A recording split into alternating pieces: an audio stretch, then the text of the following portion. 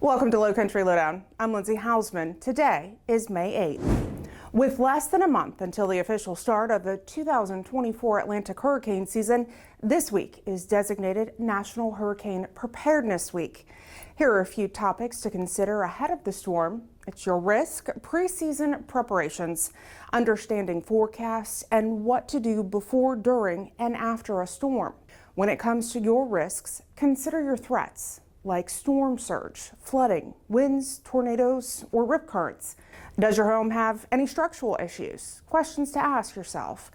Preseason preparations include developing an evacuation plan. If you don't already have one, you must consider everyone in your household. This includes your pets.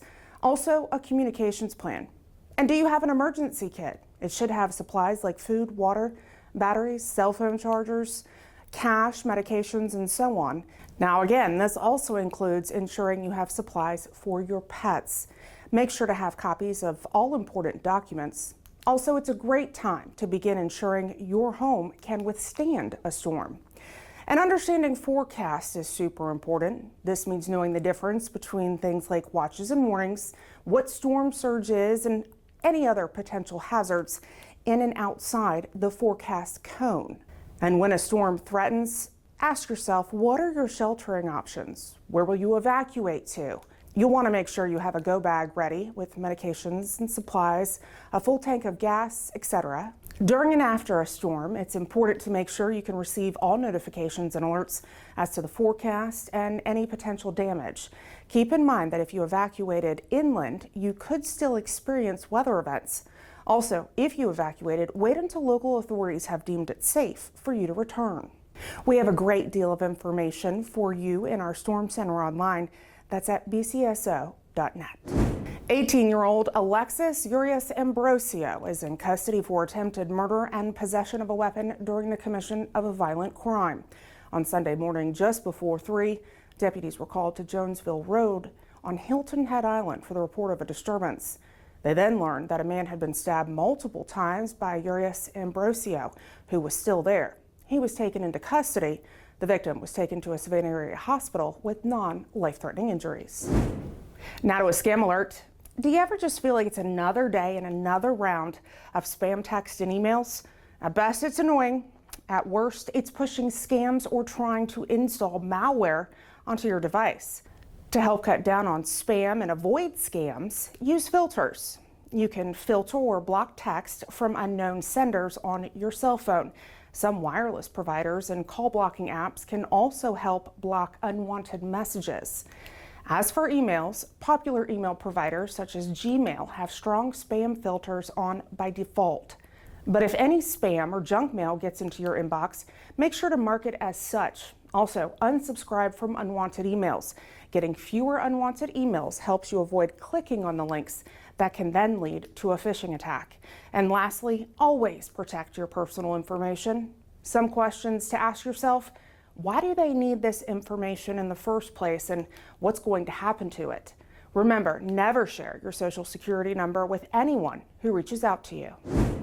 Tuesday, May 7th is recognized as National Fentanyl Awareness Day. It's a day to bring awareness to the struggles we're facing as a nation with this dangerous drug and its contribution to fatal and non-fatal overdoses. Here are some facts about fentanyl. It's a synthetic opioid that is 50 times stronger than heroin and 100 times stronger than morphine. There are two types, pharmaceutical fentanyl and illegally made fentanyl. Both are considered synthetic. It is often added to other drugs because of its extreme potency, which makes drugs cheaper, more powerful, more addictive, and more dangerous. If you know someone struggling with addiction, there are resources to help. Beaufort County Alcohol and Drug Abuse Department offers assistance as well as free training and naloxone. You can contact them by calling 843-255-6000. Now to a traffic alert to share. Construction crews continue work along Laurel Bay Road in Beaufort. Closures will take place between 6 in the morning and then 8 at night each day through Saturday. During this time, you can expect minor delays. We ask that you use extra caution during the noted times. And a reminder, the ramp coming off of Highway 21 onto Laurel Bay Road is now permanently closed. In Bluffton, the 44th annual Mayfest will take place on Saturday from 10 to 5 in Old Town. Coordinated by the Rotary Club of Bluffton, the event includes arts and crafts, music, food, and more. Calhoun Street, as well as other connecting streets, will be closed to traffic for the festival. We ask that you use extra caution when traveling in the area during that event. Sea turtle season is underway, and we want to remind you of ways you can ensure their safety and success during their nesting season. First and foremost, when visiting the beach, please do not disturb the sea turtle nesting areas. Also, please don't dig large holes in the sand. These can not only hurt or trap nesting turtles, but their hatchlings as well. If you do dig holes, fill them back in before leaving.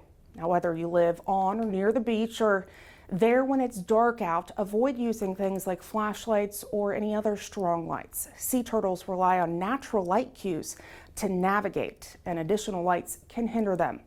Lastly, make sure to remove any and all beach gear and trash. Let's not leave obstacles in their way that can impede nesting turtles and hatchlings. Additional information can be found online at seaturtlepatrodhhi.org. We want to say thank you to the staff at the Target in Bluffton for donating 75 care kits to our Southern Enforcement Branch. The care kits are designed with both men and women in mind.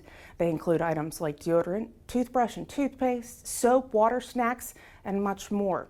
These kits will be placed in the deputies' vehicles to then hand out when they come across a community member in need or crisis. It was a weekend of great events. On Saturday, our school resource officers, Sergeant Shea and Smith, attended the EUR Star event at Oscar Fraser Park in Bluffton. It was hosted by Petals and Stars. There was an Entrepreneur Day for Kids puppet market, as well as a wacky competition scene contest, and that was between first responders and community members. Our Sergeant Shea and Smith took home the award once again this year. And on Sunday, members of our agency assisted in the Pedal Hilton Head Island cycling event.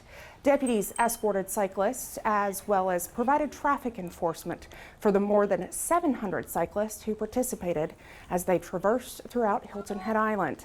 This event is a key fundraiser for the Boys and Girls Club of Hilton Head Island. Do you have something you'd like to know more about or see covered here on Lowcountry Lowdown? Feel free to send me an email with your thoughts at lindsay.hausman@bcgov.net. Of course, I encourage you to follow us on all of our digital and social media platforms. It's a great way to stay in the know and engage with us. Thanks for watching this week's episode. We'll see you next week. Stay safe.